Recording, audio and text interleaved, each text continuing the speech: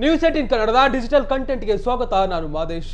ನಿನ್ನೆ ಶಿವಾಜಿನಗರದಲ್ಲಿ ಫುಟ್ಪಾತ್ ತೆರವು ಕಾರ್ಯಾಚರಣೆಗೆ ಹೋಗಿದ್ದಂತ ಅಧಿಕಾರಿಗಳ ಮೇಲೆ ದಾಳಿ ನಡೆಸಿ ಗ್ಯಾಂಗ್ ಒಂದು ಅವರ ಮೇಲೆ ಮಾರಣಾಂತಿಕ ಹಲ್ಲೆ ಮಾಡುವಂತ ಕೆಲಸವನ್ನು ಮಾಡಲಾಗಿತ್ತು.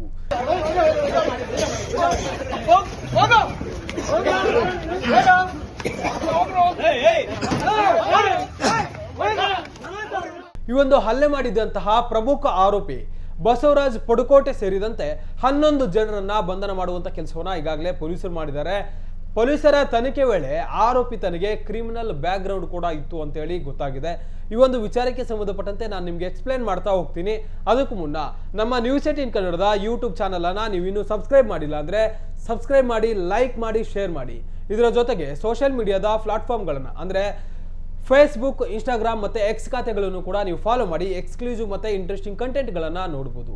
ಪ್ರಮುಖವಾಗಿ ನಿನ್ನೆ ನಡೆದಿದ್ದಂಥ ಒಂದು ಘಟನೆ, ನಿನ್ನೆ ಮಧ್ಯಾಹ್ನ 12 ಗಂಟೆ ಸುಮಾರಿಗೆ ಎಂದಿನಂತೆ ಫುಟ್ಪಾತ್ ತೆರವು ಕಾರ್ಯಾಚರಣೆಯಲ್ಲಿ ನಿರತರಾಗಿದ್ದಂತಹ GBA ಕೇಂದ್ರ ಪಾಲಿಕೆಯ ಅಧಿಕಾರಿಗಳ ಮೇಲೆ ಏಕಾಏಕಿ ಎಂಟ್ರಿ ಕೊಟ್ಟಿದ್ದಂಥ ಗ್ಯಾಂಗ್ ಒಂದು ನಮ್ಮ ಕರ್ನಾಟಕ ಸೇನೆ ಅನ್ನುವಂಥ ಹೆಸರಲ್ಲಿ ಎಂಟ್ರಿ ಕೊಟ್ಟಿದ್ದಂಥ ಸಂಘಟನೆಯ ಗ್ಯಾಂಗ್ ಒಂದು ಅಧಿಕಾರಿಗಳ ಮೇಲೆ ಏಕಾಏಕಿ ಹಲ್ಲೆ ಮಾಡೋದಕ್ಕೆ ಮುಂದಾಗಿತ್ತು. ಅಟ್ಟಾಡಿಸಿಕೊಂಡು ಅಧಿಕಾರಿಗಳ ಮೇಲೆ ಹಲ್ಲೆ ಮಾಡುವಂಥ ಕೆಲಸವನ್ನು ಮಾಡಲಾಗಿತ್ತು. ಹೆಲ್ಮೆಟ್ನನ್ನು ಪ್ರಯೋಗಿಸಿ, ಕುರ್ಚಿಗಳನ್ನು ತೆಗೆದುಕೊಂಡು, ಪೆಪ್ಪರ್ ಸ್ಪ್ರೇಯನ್ನು ಹಿಡಿದುಕೊಂಡು 6 ಜನರ ಮೇಲೆ ಹಲ್ಲೆ ಮಾಡುವಂಥ ಕೆಲಸವನ್ನು ಮಾಡಲಾಗಿತ್ತು. 4 ಜನ GBA ಅಧಿಕಾರಿಗಳು ಮತ್ತೆ ಅಲ್ಲಿ ಕೆಲಸಕ್ಕೆ ನಿರತರಾಗಿದ್ದಂಥ ಓರ್ವ ಟ್ರ್ಯಾಕ್ಟರ್ ಡ್ರೈವರ್ ಆಗಿರ್ಬೋದು ಮತ್ತೆ JCB ಡ್ರೈವರ್ ಮೇಲೆ ಹಲ್ಲೆ ಮಾಡುವಂತ ಕೆಲಸವನ್ನು ಮಾಡಲಾಗಿತ್ತು. ಪ್ರಮುಖ ಆರೋಪಿ ಬಸವರಾಜ್ ಪಡುಕೋಟೆ ಎಂಬಾತನ ನೇತೃತ್ವದಲ್ಲಿ ಈ ಒಂದು ಹಲ್ಲೆ ನಡೆದಿತ್ತು ಅಂತೇಳಿ ಗೊತ್ತಾಗಿತ್ತು.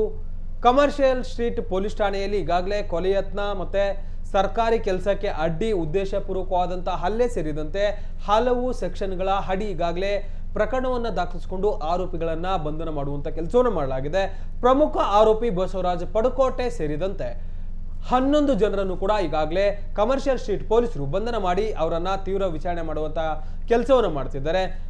ಮೇಲ್ನೋಟಕ್ಕೆ ಗೊತ್ತಾಗುತ್ತೆ ಇಲ್ಲಿ ಆರೋಪಿಗಳು ಉದ್ದೇಶಪೂರ್ವಕವಾಗಿಯೇ ಅಧಿಕಾರಿಗಳ ಮೇಲೆ ಹಲ್ಲೆ ಮಾಡಿದ್ದಾರೆ ಅಂತೇಳಿ.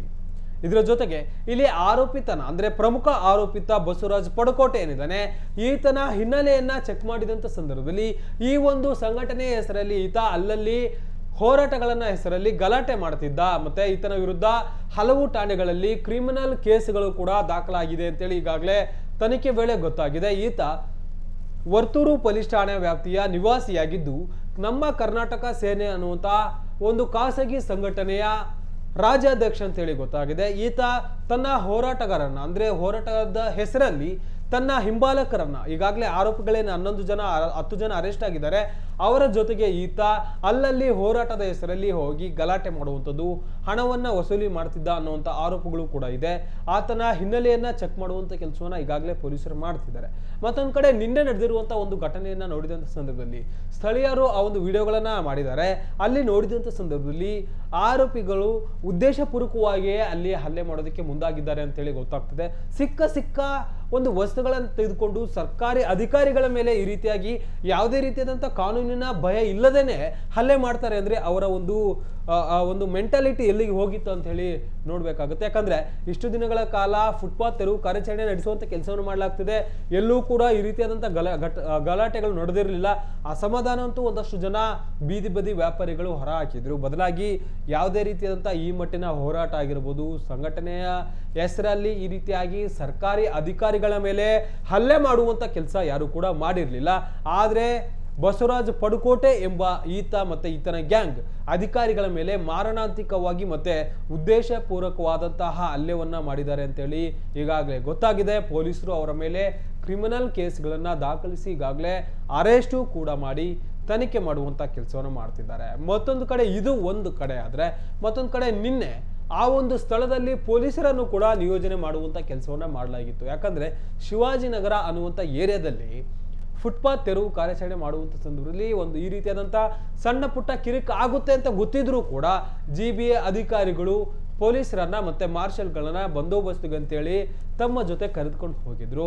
ಮಾರ್ಷಲ್ಗಳು ಸ್ವಲ್ಪ ದೂರದಲ್ಲಿ ಇದ್ರೆ ಪೊಲೀಸ್ ಅಧಿಕಾರಿಗಳು ಅಲ್ಲಿ ಇರಲೇ ಇಲ್ಲ. ಮತ್ತೆ ಘಟನಾ ಸ್ಥಳದಲ್ಲಿ ಮಾರ್ಷಲ್ಗಳಾಗಿರ್ಬೋದು ಮತ್ತೆ ಪೊಲೀಸರಾಗಿರ್ಬೋದು ಘಟನೆಯನ್ನ ಸ್ಥಳಿಯೋದಕ್ಕೆ ಬರಲೇ ಇಲ್ಲ ಅನ್ನುವಂಥ ಆರೋಪಗಳನ್ನ ಈಗಾಗಲೇ GBA ಅಧಿಕಾರಿಗಳು ಮಾಡಿದ್ದಾರೆ.